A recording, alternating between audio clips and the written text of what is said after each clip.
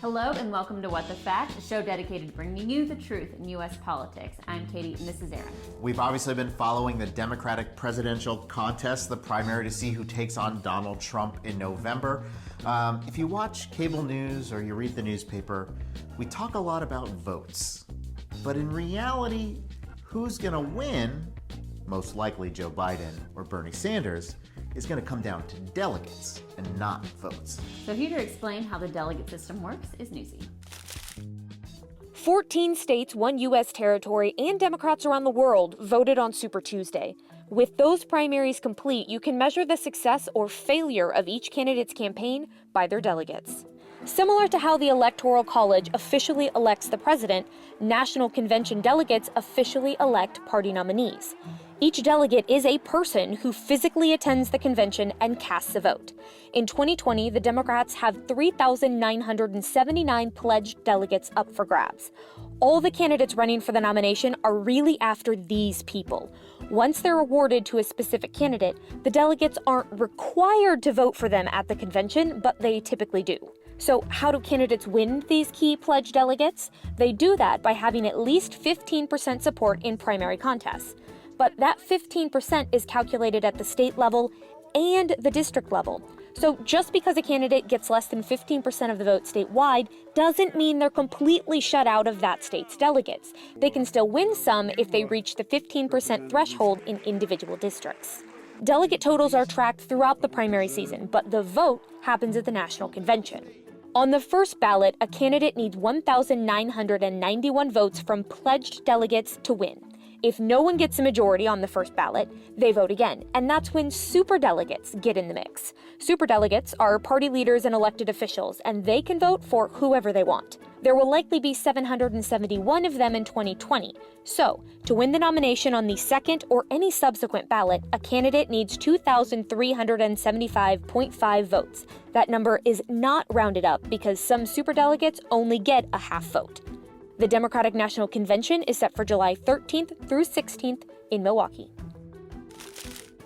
So that 15% threshold really matters, Katie. And let's use Alabama, a Super Tuesday state, as an example. So Alabama's probably going to vote for Donald Trump in November. But in March, for Democrats, it was important. It had 52 delegates that would be awarded to the convention. Joe Biden carried the state in a big rout. He won 63% of the vote. Bernie Sanders got 17%. Mike Bloomberg finished third with about 12%. The difference between 15% and 17% is huge because this means Bernie Sanders gets delegates from that state.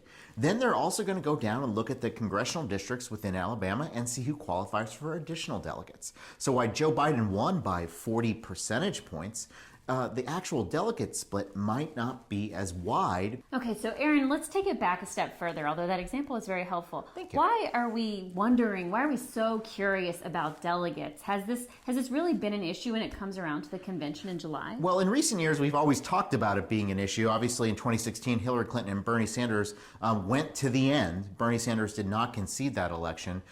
Hillary Clinton, of course, won, but Bernie Sanders was trying to eke out a win throughout the process to try to get this really tight so that there was no majority of people who had delegates on the first ballot. That's kind of what we're going to see if it happens again in July. So basically, the longer primary contests go on, so the more candidates that stand for longer, there's more of a likelihood that a contested convention might happen. It's still something that's relatively rare and something we haven't seen in decades. Okay, so the Republicans don't really have to worry about that this year, but does their convention rules, are they about the same as the Democrats? It's definitely different. First of all, they have winner-take-all primaries, which is a big deal. So, for instance, in the state of Florida, if you won the state of Florida by one vote, you won all the delegates. And that makes a big difference when it comes to making a nominee. So it makes a contested convention in the Republican process a lot more difficult.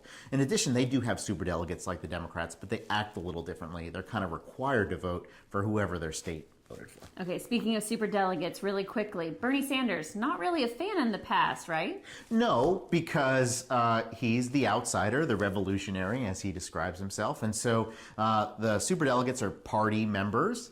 Bernie Sanders isn't a member of the Democratic Party. They're members of Congress. So he's always going to be kind of behind the eight ball a little bit when it comes to another establishment candidate, certainly like Joe Biden. So if if the convention went to a second ballot and those super delegates would mean something, Joe Biden would have a huge advantage. Okay, I hope this rules refresh has you feeling prepared for the convention. Until next week, I'm Katie. This is Erin with PolitiFact. See you then. Bye.